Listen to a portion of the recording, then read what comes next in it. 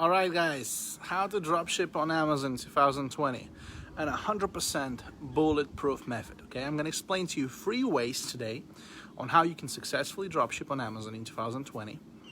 And this is, this really works. Okay, so stay tuned in till the end of this video, guys. I will tell you exactly what you need to do if you still want to dropship on Amazon, in case you don't want to be doing Amazon FBA, or you don't want to be doing eBay, or you don't want to be doing Shopify or whatever, right? So let's talk about it step by step. Okay, first way to dropship on Amazon in 2020, as you guys know, is to buy an aged Amazon account.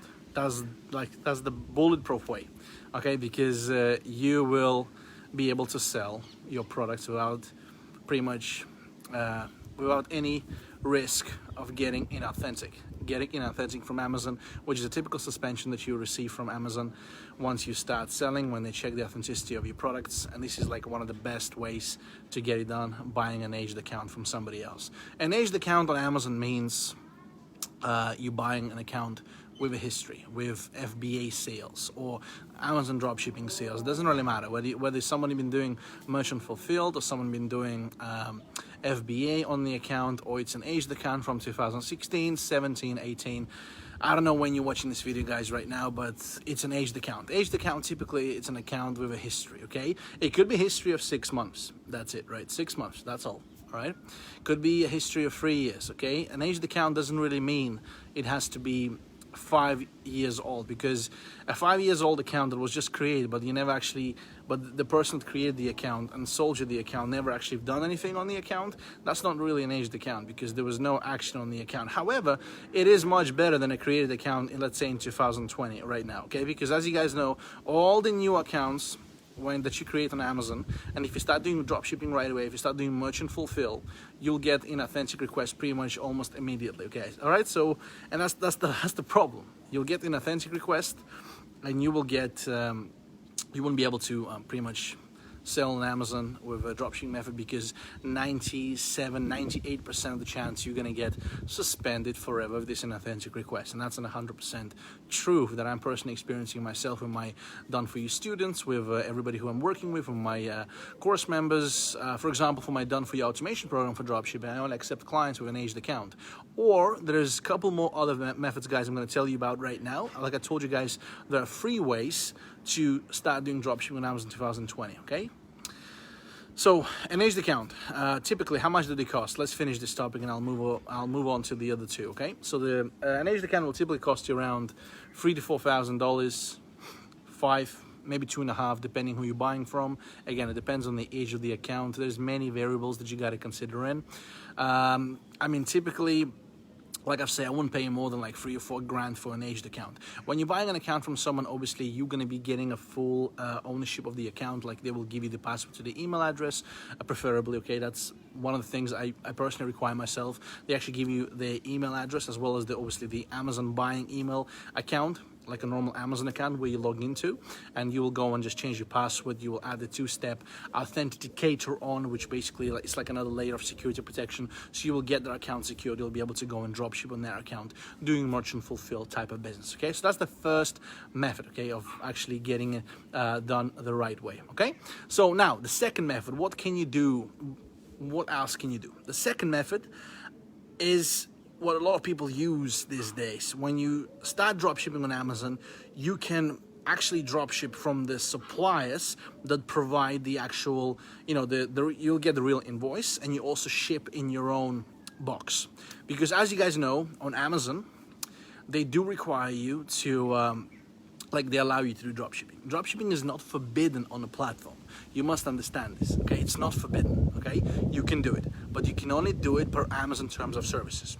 And how does that work? They require you to dropship, to send the products in your own packaging, with your own logo, your own storefront name. Like, it cannot be Walmart or Home Depot or an etc., because that's how we're doing it, guys, with retail dropshipping. It still works too, but obviously that's why we get, let's say if we get inauthentic, I mean, 98% of the chance you will not get through with the Walmart invoices, when if you're dropshipping from the actual other suppliers, from the other vendors that actually provide the packaging service, and you're actually using your own packaging and your own logo, If you start dropshipping from those services, you're going to do merchant fulfill in your account. Amazon obviously sees that you're dropshipping because they don't care what you're doing. They see that you're doing merchant fulfill. They see that you're not doing FBA. You're doing your own fulfillment. So they will go and pretty much check what you're doing. They will still send you an authentic request. But guess what? You'll be using a reliable dropshipper. You'll be using an official, like a dropshipping website, and you'll show them and you will tell them that you're doing it yourself, and you'll have no issues passing through the actual inauthentic request. So that's the second method, guys. So the second method is to actually start dropshipping from the source that provides the right type of dropshipping for Amazon, okay?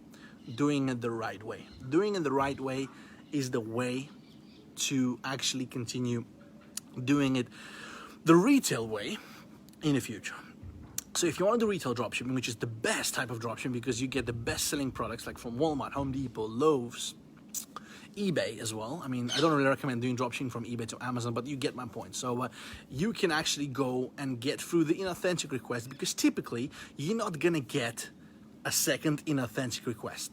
Typically saying you're not going to get it. Okay, I've seen customers, I mean, I've seen done for you clients as well for myself. I had one that received 2 inauthentic requests, and obviously that's the problem. And then you have to go and basically appeal it again, and then you're going to be like, hey, you might get an authentic request for like Walmart for like a Walmart SIN product that you sold from Home Depot, and you got to provide the invoices. Then you have to go to like the actual brand or like find like a wholesaler and show to them. You got to buy the same day. There are things around that you can technically get your account back and etc. But it's more trickier that way. So yeah, you can do it. But again, typically if you get passed through one inauthentic, and I'll give you an advice: if you dropship this way for like a couple months and do it like that way, yes, you will make less money than you would do it from Walmart, through eBay, from Home Depot, through like other like retail dropshipping stores. You will make less money for sure, but you will be more protected. And knowing that, hey, I'm probably not going to get an authentic in the future, you still have a chance to get. You can get an authentic in with FBA. You can always get an authentic suspension from Amazon. It's their call. It's their system. Okay, guys. So that's the second method, guys. Let me recall, guys, once again. Okay, the first method is by buying an aged account of somebody else. That's like the best method. Okay, the easiest one, but it will cost you a little bit of money out of pocket. Okay.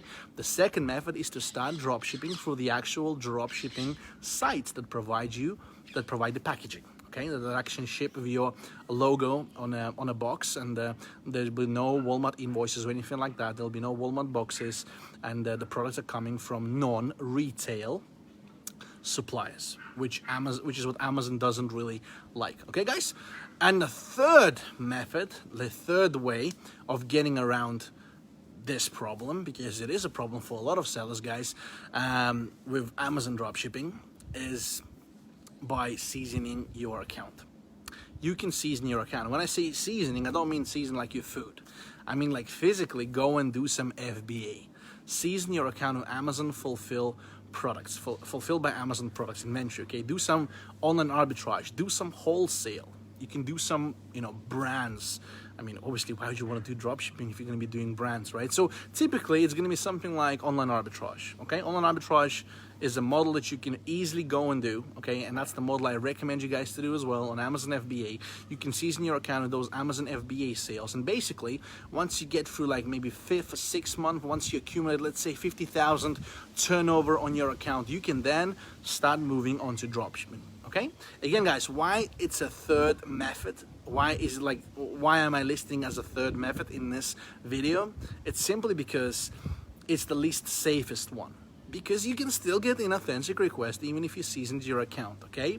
So the best way is to get an aged account, because that's just proven history. In my experience, you're pretty much never gonna get an authentic request, because those accounts are kind of like in an old box for Amazon. They are in a different treasure box. They don't care about you. They're never gonna open you, all right? That's pretty much how it works, okay? I have like 3 aged accounts, and we never had any issues before. We can dropship, we can do $1 million turnover a month if we want to on Amazon with dropshipping, but why would we want to do that anyway? Because I sell brands, I do Amazon FBA and stuff like that. I do drop shipping too, and it's a great model. However, you got to do it right. So, and the second method, it's more reliable because you're gonna do it the right way. You're gonna get through the inauthentic. But the third method, you don't get inauthentic, because with FBA, yes, you can get inauthentic with Amazon FBA for sure. With Arbitrage, you'll go through it, you'll pass it, because with Amazon FBA on an Arbitrage, it's easier to to pass the actual inauthentic request, and it's you just submit the invoices, the receipts you get from the suppliers, and you're typically selling the authentic products. The main thing with dropshipping,